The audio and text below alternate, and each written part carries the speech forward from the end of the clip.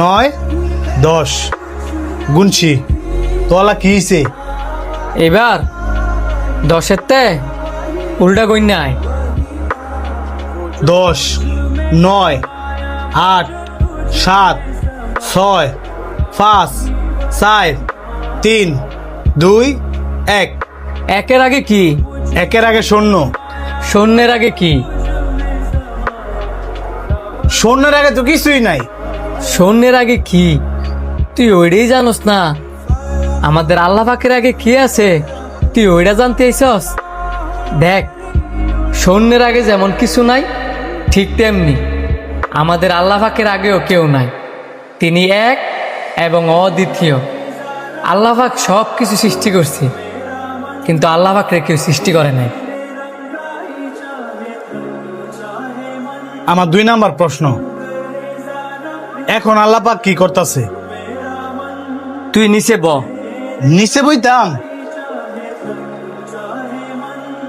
বইলাম, এবার ক। আমার আল্লাহ পাক এইমাত্র তোর মতো ঘর দপরে আমার উসিলে নিচে বয়সি। এবার উঠ। গাছের পাতা, তুই, আমি, এই পৃথিবীতে যা কিছু দেখতেছস না, সবই আল্লাহ পাকের ইশারায় চলে। তোর 3 নাম্বার প্রশ্ন কর। আমার 3 নাম্বার প্রশ্ন, রাসূল সাল্লাল্লাহু আলাইহি ওয়াসাল্লাম যে মেরাজে গেছিল কোন দরজা দিয়ে গেছিল? এই প্রশ্নটা তুই সুন্দর করছস। এন্ড আমি উত্তর দেওয়ার আগে তুই আমার একটা প্রশ্নের উত্তর দে, তাইলে তুই তোর প্রশ্নের উত্তর পেয়ে যাবি।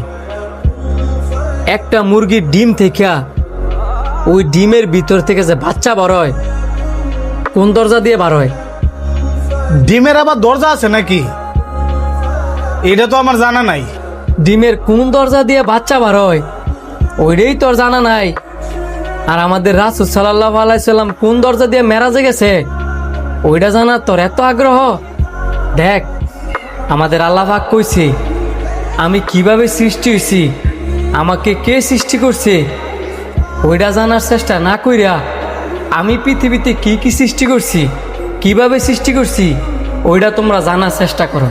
তাহলে তোমাদের জ্ঞানও বৃদ্ধি পাবে, ইমানও শক্ত হবে।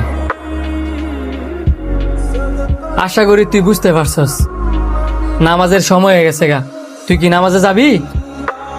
হ।